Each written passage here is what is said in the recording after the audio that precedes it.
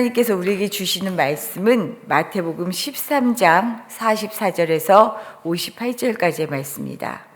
우리가 지금 읽고 있는 마태복음 13장은 천국 비유의 장이다라고 얘기해요.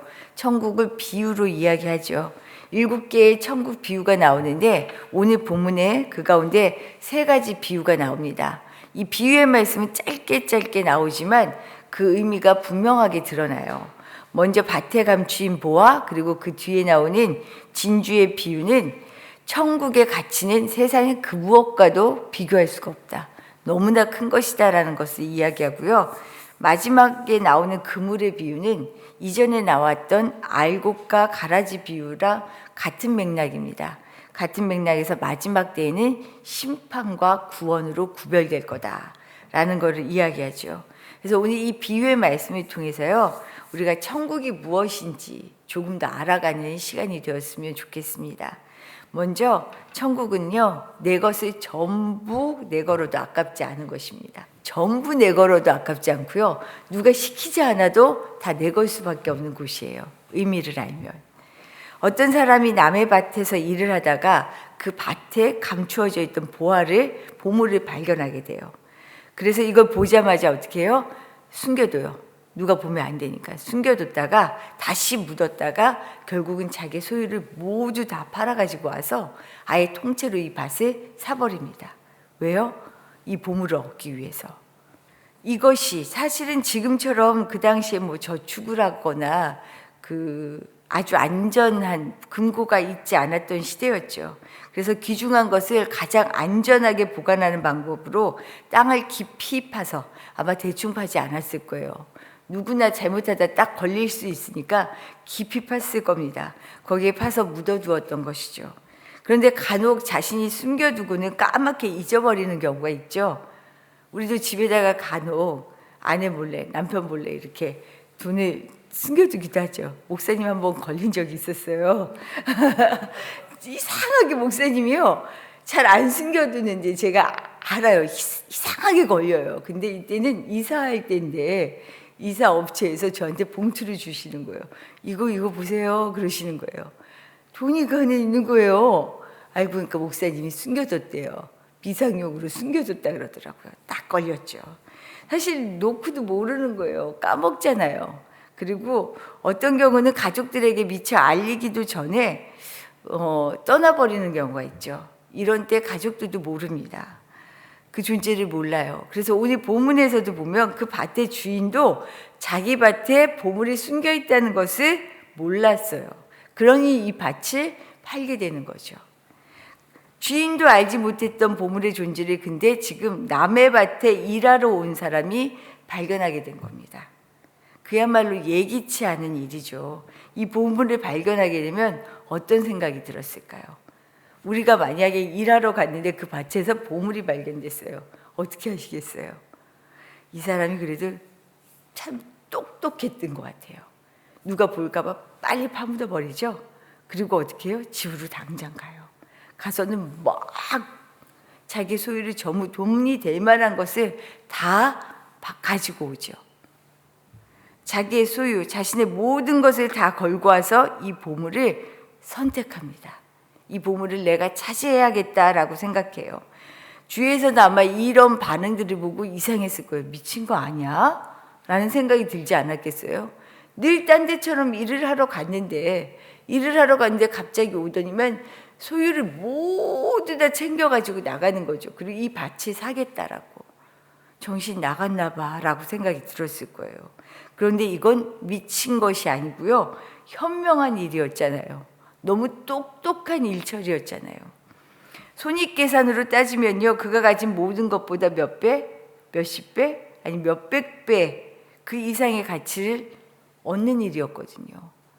이 가치를 모르니까, 그 안에 보물이 있는 걸 모르니까 다른 사람들이 볼 때는 미친 짓처럼 보이는데요, 이거는 정말 잘한 일이 된 거죠.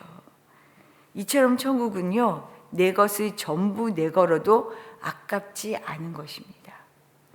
아니, 오히려 내가 가진 모든 것을 버릴 수 있는 사람만이 이 천국을 차지할 수 있는 거죠. 우리는 천국이 얼마나 귀하고 보배로운지 알고 있나 다시 한번 생각하게 되더라고요. 그럴 거라고 알면서도요, 막상 천국을 얻기 위해서 지금 내가 누리는 것을 내려놓는 일 참 많이 머뭇거려져요.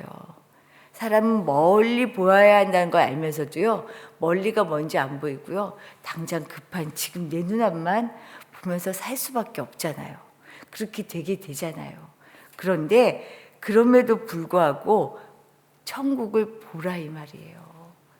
주님이 이 땅에 오셔서 가장 먼저 하신 말씀이 뭐예요? 선포가 회개하라. 천국이 가까이 왔느니라. 천국을 얘기하시잖아요. 이 천국은요, 지금 내가 그 무엇과도 바꿀 수 없는 정말 가장 귀하고 나를 살리고 진짜 나를 나들게 하는 것이다 라는 것을 보여주고 있는 거예요. 나는 지금 이 땅에서 무엇을 가지고 무엇을 누리며 살고 있나? 그것과 천국을 바꿀 수 있을까? 내 건강과 천국을 바꿀 수 있겠어요? 내 가족과 천국을 바꿀 수 있을까요? 내 직장과 천국을 바꿀 수 있나요? 어렵지요. 그냥은 못 바꿔요. 그런데 하나님은 아브라함에게요, 천국과 아들을 바꾸라고 했었어요. 내 독자 이삭을 내게 제물로 바쳐라라고 얘기해요. 아브라함이 근데 바쳐요. 이게 상식적으로 되겠어요? 다른 거 다 쫓아해도요, 부모는 그거 못하죠. 그런데 왜 바꿨을까요? 아브라함은요, 천국의 진가를 알았기 때문에, 내가 바쳐도 이 아들이 진짜 사는 길이 주님 손에 달려있다는 것을 알았기 때문에 제물로 내놓을 수 있는 것 아니었겠어요? 나는 무엇이든지 내려놓을 수 있을까? 내가 그토록 부여잡고 있는 것이 과연 천국, 하나님 나라의 백성이라는 이 사실보다 중요할까? 어제 갑작스럽게 정말 오랜 한 25년 이상을 연락을 끊겼던 후배예요. 후배인데 학교 후배는 아니고 같이 공부방에서 자원봉사하던 후배한테 연락을 받았어요. 누나, 저 상현이에요 하고 연락이 왔어요. 근데 참 인연도 그거 한 게 놀라운 게, 우리 교회 집사님 중에 김도영 집사님 지리학을 공부하시는데 그분의 지도교수가 된 거예요. 이 후배가 어떻게 얘기하다 보니까 그래서 제 연락처를 알게 되었어요. 그래서 연락을 했는데 그 친구랑 막 이런 얘기를 하다가 굉장히 이렇게 이쁘장하고 남자 후배인데 뭐라 그러죠? 연약해 보이는 후배예요. 그런데 이 친구한테 제가 그랬어요. 야, 너도 50이 됐냐? 그랬더니 아유, 누나 됐지요. 그러더라고요. 그러면서 야, 어떻게 지내니? 그랬더니 누나 작년까지 너무 바빴어요. 너무 바쁘게 살았는데, 이 친구가 그 말을 하더라고요. 근데 누나 50이 되니까 제가 이상해요. 진짜 사는 게 다 헛되고 헛된 것 같아요. 그치. 저도 그 말 했어요. 그치. 참 헛되지. 결국 아무것도 아니지. 그러면서 그 친구가 그러더라고요. 연락이 오랜 동안 끊어졌었으니까 작년에 같이 자원봉사를 했던 그 사람 중에 저랑 같은 동갑이었죠. 갑자기 의료사고처럼 하늘나라를 먼저 갔다는 소식이 들었었거든요. 저랑 같은 또래인데, 누나 진짜 인생이 아무것도 아닌 것 같아요. 너무 놀랐어요. 그래서 그러게 나도 소식을 나중에 들었는데 그렇더라. 진짜 중요한 게 뭔가. 그러면서 한 번은 보자.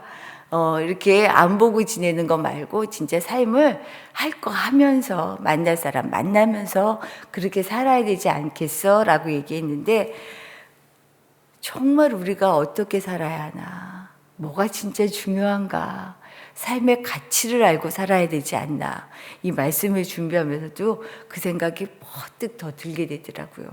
정말 내 인생에 중요한 것이 무엇일까?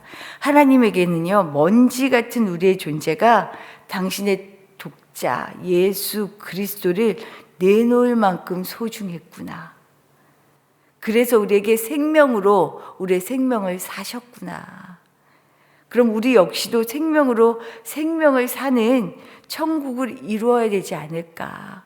그 천국의 소망을 가지고 살아야 하지 않을까? 눈에 보이는 이것 때문에 결국은 껍데기와 같은 이것에 안달하며 사는 게 아니라 진짜 알짜배기, 우리의 생명을 생명되게 하는, 하나님과 하나 되게 하는, 연결하는 이 천국의 소망으로 살아야 하는 거 아닌가 다시 생각하게 되더라고요. 천국은요, 내 모든 것을 내걸어도 전혀 아깝지 않은 것입니다. 하나님의 통치 아래에 살아가는 천국을 오늘도 살아가시기를 축복합니다. 두 번째로요, 천국은 멀리 있지 않습니다. 바로 여기에 있어요. 여기에서부터 시작합니다. 오늘 밭에서 보물을 발견한 사람은 주인이 아니었죠. 주인의 가족도 아니었습니다. 이 밭에 일하러 온 사람이었어요. 땅 속에 숨겨진 보물은요, 그냥 볼 수 없어요. 감추어져 있기 때문입니다. 그래서 반드시 그 자리를 파는 수고가 필요해요. 아무것도 하지 않으면요, 숨겨진 이 보물을 발견할 수가 없다는 거죠. 그런데 오늘 이 보물이 드러나잖아요. 자신에게 주어진 일에 충실했던 사람이 이 보물을 발견합니다. 참 좋지 않아요? 이런 거예요, 천국은. 사실 자기 밭이 아니니까 적당히 일할 수도 있었을 거예요. 그리고 이미 이전에도 누군가 이 밭에서 일하기도 했을걸요. 팠는데 그 사람은 적당히 팠던 것 같아요. 이 보물을 발견한 만큼 파지 못했을 수 있을 것 같아요. 보물을 숨겨두려면 얼마나 깊이 팠겠어요. 그러니 근데 유독 이 사람만 이 보물을 발견한 거죠.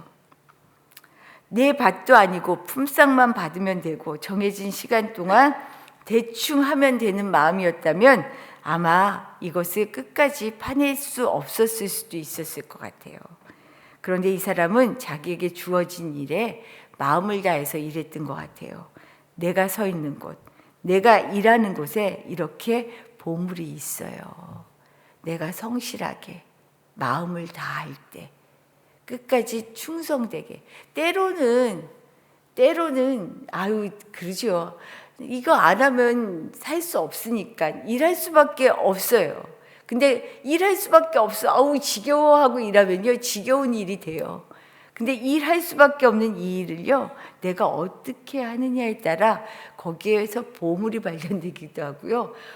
정말 지긋지긋해하는 걸 달고 살아갈 수도 있는 거죠. 나는 어떻게 지금 내 삶을 살고 있는가? 나의 삶의 자리에서 내가 천국을 발견하며 살고 있는가? 가진 것을 잃어버리면 소중함을 알게 되죠. 가진 것을, 내가 늘 누리던 것을 할 수 없을 때 이게 얼마나 소중한 것을 알게 되죠. 그런데 그것을 잃기 전에 이게 이렇게 소중한 것을 알면 그보다 더 큰 복이 없지요. 천국은 이런 것입니다. 자녀를 낳아 키우려면 참 많은 포기와 수고를 해야죠. 그럼에도 불구하고 자녀가 주는 기쁨, 그 소중함 어느 것으로 바꿀 수 없잖아요. 천국은 내 삶의 자리에서 이렇게 시작하는 것입니다.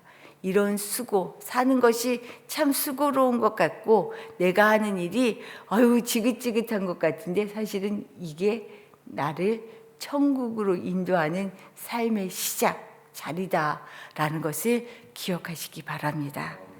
마지막으로요, 믿지 않으면 그럼에도 불구하고 아무것도 아니에요.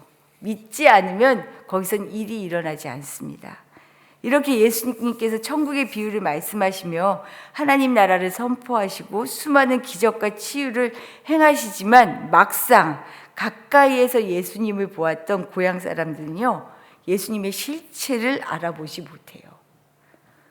오늘 우리가 읽은 13장 57절 말씀에서 이렇게 시작합니다. 예수를 배척한지라. 그냥 알아보지 못한 게 아니고요, 예수를 배척해요. 그래서 예수님께서 이렇게 말씀하셔요. 선지자가 자기 고향과 자기 집 외에서는 존경을 받지 않음이 없느니라. 오히려 가장 가까이에서 나를 배척하고 나를 외면한다라는 얘기죠. 왜 그랬을까요? 그들이 가진 선지식이 예수를 있는 그대로 보는데 장애가 되었기 때문입니다. 목수의 아들인데? 어떻게 저 사람이 하나님의 일을 할 수 있겠어? 내가 아는 그 집의 자식 아니야? 그 집 별거 아니야. 이미 자신이 가진 선지식으로요, 진짜로 하나님의 아들을 제대로 볼 수 없게 된 거죠. 눈이 가려진 거죠. 내가 살아갔던 방식, 내가 생각했던 지식이요, 오히려 보아야 할 것을 보지 못하게 하는 순간이 참 많아요. 내 생각에 사로잡혀 있기 때문이죠.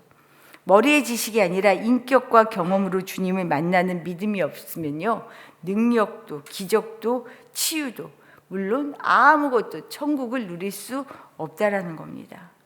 58절 마지막 13장 58절 말씀 한번 같이 읽어볼게요. 그들이 믿지 않음으로 말미암아 거기서 많은 능력을 행하지 아니하시니라. 예수님께서 믿지 않으니까 됐어. 그래, 그만큼. 믿음대로, 믿음만큼 천국을 누리며 살 수 있습니다. 오늘 우리의 믿음으로 하나님의 능력을 충만하게 누릴 수 있기를 축복합니다. 주신 말씀 생각하며 기도하도록 할게요. 천국은요, 내 모든 것을 내걸어도 아깝지 않은 것입니다. 하나님의 통치를 받으며 사는 사람은요, 마음에 정말 그 마음이 세상에서 누구보다 부자예요. 그래서 겁날 것도 없고요, 두렵지 않아요. 두렵지 않아서 두려운 게 아니고요, 두려운 상황을 두렵지 않게 보낼 힘을 얻는다는 거죠. 내 모든 것을 내려놓고 천국을 소유하기를 소망할 수 있기를 바랍니다. 또한 천국은 멀리 있는 게 아니에요. 죽어서 가는 그 나라가 천국이 아니에요. 여기에서부터 천국은 시작돼요. 그건 당연한 것이고요. 그러니 바로 여기에서부터, 내 삶에서부터 천국을 살아가는, 소유할 수 있는 능력이 있기를 기도하시고요. 그러기 위해서는 믿음이 필요합니다. 믿음대로 하나님께서 우리를 움직여 주시고 우리를 사용할 수 있잖아요. 우리 큰 믿음으로 살아갈 수 있기를 기도하시기를 바라고요. 오늘은 특별히 우리 자녀들을 위하여 기도하는 날입니다. 우리 자녀들이 세상의 그 무엇보다 출세하고 돈 많이 벌고 인정받고 이런 것을 자녀들을 위하여 기도하기보다 가장 먼저는 우리 자녀들이 천국을 살아가게 해주십시오. 있는 그 자리가 가장 행복한 자리임을 알고 늘 하나님과 함께 동행하며 천국을 살아가는 우리 자녀들 되게 해주십시오. 함께 기도하겠습니다.